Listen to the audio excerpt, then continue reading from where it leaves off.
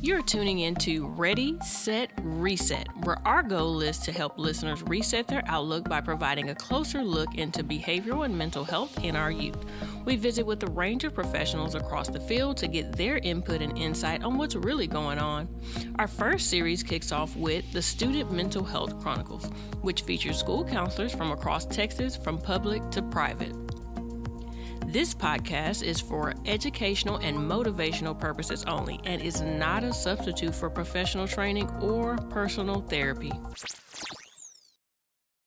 Hello, and welcome to the Ready, Set, Reset podcast. I'm your host, Sierra O'Neill, licensed professional counselor and founder of Reset IOP. With me is my co-host, Mrs. Penny Haight, licensed professional counselor supervisor and owner of Counseling by Penny and Associates. Hello, I'm Penny Haight. I'm a former school counselor. You are tuning in to an episode of our inspiring podcast that spotlights school counselors and the incredible work they do day in and day out with students. The content you will hear on this podcast today is focused on struggles in schools related to the mental health of youth, providing weekly insight, resources, and solutions to address the growing and ongoing issue that will support other school counselors, parents, teachers, and the students. All right, so our guest today is school counselor Miss Marissa Deen, here with us from the Excel Academy in the Houston area. Welcome, Miss Deen. How are you feeling today? I'm great. I'm a little excited. This is my first year here. So I'm really excited about this. Okay, awesome. Well, we're glad to have you here today and, appreciate you taking the time out to sit down to us and talk about what's going on in the schools, especially as your first year here and as a new school counselor. So, can you tell us a bit about yourself and your experience as a school counselor, Miss Dean? Well, I just started. I'm actually 5 months in. It's really new to me. But I love working with kids. I've worked with kids for over 10 years. Okay. I was a substitute teacher for a while, and then I worked with juvenile probation. So every single job that I've ever had, I've been working with kids. I love that you're here learning. I love that this is a great place to learn and find new things to do in your school. Oh, and I've learned so much already from being here. It's amazing, actually. Yeah. Awesome. Well, I imagine that this kind of gets you going and being excited about your growth overall, especially with your background, just working with youth, but just a little bit different spin on it in a different setting, you know? Yes, definitely. Okay. All right. Well, we'll go ahead and jump into some questions here. So as a school counselor, what would you say so far has been your biggest struggle in the school when it comes to supporting students? Just getting the kids to be on board. I have a lot of kids that have that aren't in their right grades that they're supposed to be. They have so many issues that's going on, not with school, but just in their personal life. And it's just hard for them to get that focus on school. So I try my best to talk to them about both home and school and tell them how much focusing on school can help them in their home life as well. And they don't realize how much each has to do, one has to do with the other, I love that you're talking about like the effects that retention has on children, because sometimes we think, oh, this is going to be the best for their learning. Let's do it this way.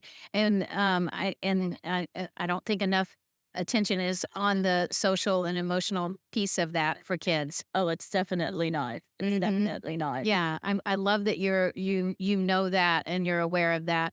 Tell me about some of the wins you've had and being able to kind of reach the students. Oh, that's a tough one. It's not really, excuse me, it's not really that tough. Because of my background, going from being a substitute to juvenile probation to being a school counselor, I've had the best of 3 different worlds. Okay. I've had where I was that cool substitute, where everybody wanted to come skip and be in my classroom. And, and I'm like, hey, no, I need you to go to class. And, and they're like, okay, miss, I'll go. And then I had that juvenile probation background as well, where I would end up meeting kids at Walmart and say, hey, miss, you've done so great, give me that big hug and say, you did more for me than my family did. Oh, wow. And that right there gave me that warm, fuzzy feeling that you already want, because coming from that background, you don't always have somebody, sometimes those kids end up on the news, Yeah. unfortunately. But you do have those success stories, and we also have a kid that signed up for that. He's actually currently at STEM Houston State. Awesome. So that's pretty awesome. And now working as a school counselor, my background from the juvenile probation, going into the counseling, working in those units, talking to those kids, I have a lot more insight on the kids emotionally, especially. Um, so it gives me a really good, also not just emotionally, also with their mental issues that they have. Um, Coming from a counselor's point of view, we don't we don't focus on the mental side of things, and that has a very big effect on our kids that we deal with. Can you share some insight that maybe might help somebody that didn't have the experience that you had with working with the type of youth that you worked with? You have to be able to relate to them in a certain way. We can't always just say, oh, we can't judge these kids and just be, if they're coming from a bad background, we can't judge them from their background. We have to think they're more than that. And that's what these kids are. Um, they're more than just a bad neighborhood, or they're more than just coming from a broken home. It's almost like speaking destiny into them, right? Yeah. You're going to go do great things. Yeah, you have to take your time out to learn that kid and find out what they're good at, Yeah. and try to bring out the best of them, Yeah. you know. And that's so impactful and powerful, when it comes down to, like you said, the school counselor, or, someone that's working with me outside of my family that's really showing that they care. And it's hard to break through to that, because sometimes at home, it's like, you don't let anybody in. Right. You just kind of keep that wall up. What happens at home stays at home. But then when you have someone, so passionate and caring like yourself, it's like, well, I can't help it but to let her in. She's so kind. Right. And she cares. And this is something I've been needing and missing. And it feels weird to them at first because they're not used to it. But it sounds like you stay pretty consistent and persistent until you make sure that connection's there, and you don't, you do all you can. I try my best to do that, because working at the level that I do, most of my kids think, oh, she's just here for me to focus on my grades and my credits. Yeah. And I try to tell them, I'm like, I'm more than just that, and sometimes you can see their facial expressions and how they are. And I'll go up to them and be like, hey, what's wrong? And they'll be like, oh, nothing, miss.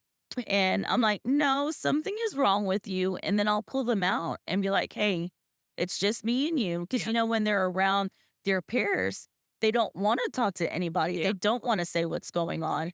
So you have to have that one-on-one time with them and try your best to pull it out of them. Yeah. Yeah.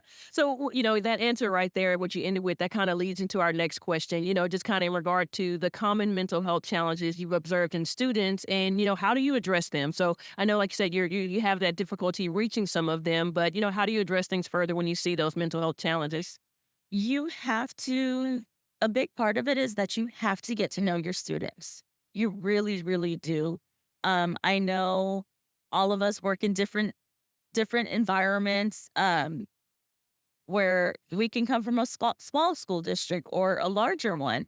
But we do have to take our time out to get to know our kids, um, and get to just know their background a little bit and what triggers them. And what triggers them is a really big thing, especially when it comes to mental health. Mental health is something that we don't like to talk about. But nowadays it's important, because unfortunately, a lot of our students that we deal with now, especially since the pandemic, a lot of them have turned to drugs. And so that's affecting their mental health as well. When you're able to identify their triggers, how are you able to bring that to their awareness to help Yes. them be more mindful of it? Them not initially realizing this is a trigger for me, or even not being able to verbalize to other people or teachers like this is a trigger. So then at that point, then people can assist with, maybe avoiding that trigger or making them less sensitive to Oh it. yeah, definitely. And that goes back to what I said about knowing the kid, and knowing their triggers. So if you talk to that kid and they tell you something, hey, um, this word in particular, Mhm. I don't like this word, then you can go back to their teachers or, whoever they're around most of the time and say, hey, try your best to use different verbiage, if you can, or, a certain movie might trigger a kid as well, depending on what has happened in their life. And you ask, hey, can you know, adjust your lesson plan a little bit, just to help this kid out.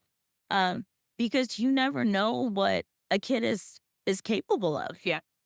you know, because in a school setting, you only spend a certain amount of time with these kids and you you don't know how they're gonna react. Yeah. You don't.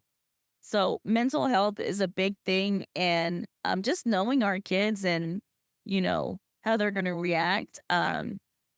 It's really big. Yeah. How receptive are the teachers when you do bring things like that to their awareness? Most of them are very receptive, Okay, great. because they do have issues in those classrooms with these particular kids. And it's just like, okay, they think, during that lunchtime, you're all sitting around eating lunch and we're all talking about the same kid. Yeah. And it's like, well, how do I deal with this? Because that kid could be great in one class, but bad in another class. And it's just like, okay, well, how do you deal with this kid? And so just talking amongst ourselves, it helps. I think also it speaks destiny into the teachers too, right? That To say, um, "Oh, yeah, you deal with them in this way, and you've had success." I mean, then they can share their success. I yeah, mean, when we can share the success and the strengths of the kid in the staff, I mean, it just breathes success, right? So definitely. if you can say, "Did you know they have a strength in this area?" Oh, I didn't know that. Okay, well then use that in your classroom. Make him when you have to do X, ask him to do it. Oh yeah, definitely. It's just like if you have that kid that can draw really well, you know, and I think that's what you were going for. But yeah, you try to bring out what they're really good at, and focus on that, and somehow implement it in what's being taught that day. Yeah. Awesome. Yeah. Hey, and I love the collaboration there, especially I know you say you're new, as a school Yes. counselor. So and it takes a little courage from you to say, okay, how receptive are the teachers gonna be? Am I overstepping maybe? Yeah. But knowing that you've got to advocate for that kid and give Yeah. them that support. I think my background, and I've talked about my background to the teachers, and I've been on that same level with the kids a little bit, and they they're very receptive of my thoughts and my opinions that I have for them. Yeah. Amazing, amazing. Okay. So, Miss Dean, as we're wrapping up, as a new school counselor, as you mentioned, 5 months in the game there, but it sounds like you're getting a great start and foundation. What advice would you give to a new or inspiring school counselor who is entering the field with a focus on mental health? Oh, again, just get to know your kids, um, get to know their surroundings, get to know their backgrounds. Um, Mental health, it's different for everyone. Um, One person might have OCD, the other one might have ADHD, and it's completely different. So just focus on the student that you're working with or the adult, depending on what level that you're at, you know. I love that you talked about like OCD, and even if they have OCD, it may be showing up in different ways on one day or the next week. It may be different, and people are like, "Oh, what is that?" It's part of the OCD. Oh yeah, definitely. Yeah, I have seen that. It's a kid can be writing a paper and they mess up and they're like they crumple that up and like I have to start over again. And you're like, why? Oh, that didn't come out right, and I need to redo it. I had a student, it had a 3 in it. She could, every time she had a 3 in the problem, she had to erase. It was a step, you know. Yeah. It was she had to write the 3, erase, write the 3, Yeah. and so I mean we had to like do overexposure to 3s for her, Yeah. so that she could get used to writing the 3. Yeah. And like I said, mental health is such a big thing. There's so many different things that affect us. And we just have to learn about the different mental health issues that there are, because there's so many that we don't know about, and a kid could be hearing some voices, and that voice can tell them to do anything. And so you just have to learn the different mental health issues that there is, Yeah.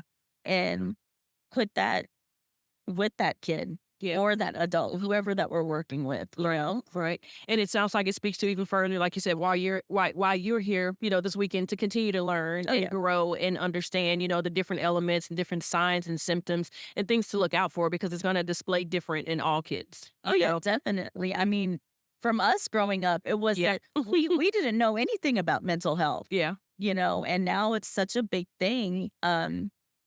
So every day it's a learning experience for us. Yes. Let's see. It absolutely is. It absolutely is. Well, all right, Miss Dean. It was a pleasure to sit down with you today and talk a little bit more about, your experience, your background. And again, I love that you're a new school counselor, and we're getting some of that fresh, understanding of that insight. And I imagine and can see and hear the growth that you'll have and where you'll go in the field. So definitely best of luck there. Thank you. And before we close, if you have one thing to leave with our listeners, what would that be?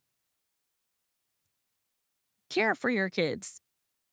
That's all you can do, is just care for them and be there for them. Yeah. Okay. All right. Well, that is all for us today. I appreciate you guys taking the time out to listen in on mental health. And remember, sometimes all it takes is resetting your outlook. Be sure to like and subscribe to our YouTube channel, Ready, Set, Reset 1.